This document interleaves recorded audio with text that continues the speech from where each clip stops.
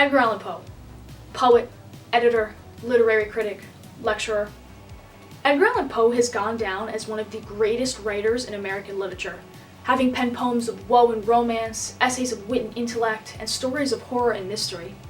The latter is what's brought him the most recognition over the decades, though, and ironically for the master of the macabre, his death is just as mysterious as his tales.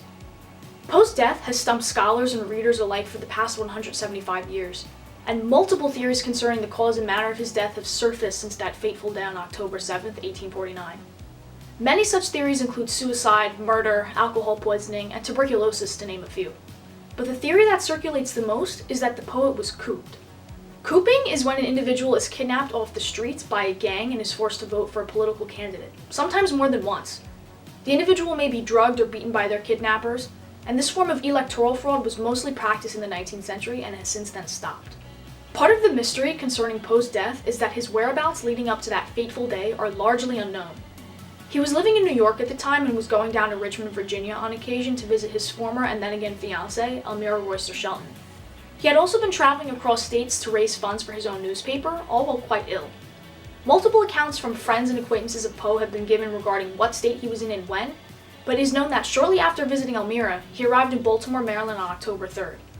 What he was doing between the dates September 27th, when he left Richmond, and October 3rd, is unknown. As the theory goes, Poe was in Baltimore during Maryland's election season, and it's theorized that Poe, already vulnerable due to illness, was an easy target for Roman gangs. Poe was found at Gunner's Hall, a tavern-turned-polling place, delirious and in clothes that were seemingly not his own. The delirium, mystery clothes, as well as the election season are what flagged this particular circumstance as the outcome of cooping, as gangs would often intoxicate and disguise their victims to make the repeated voting process easier. Upon being discovered by a stranger and asked if he knew of anyone that could help him, Poe gave the name Joseph Snodgrass, a magazine editor he knew. When Snodgrass arrived to assist Poe, he took note of his disheveled state and appearance, and Poe was soon admitted to Washington College Hospital, where for 4 days he slipped in and out of consciousness, barely able to relay any morsel of information about what happened to him.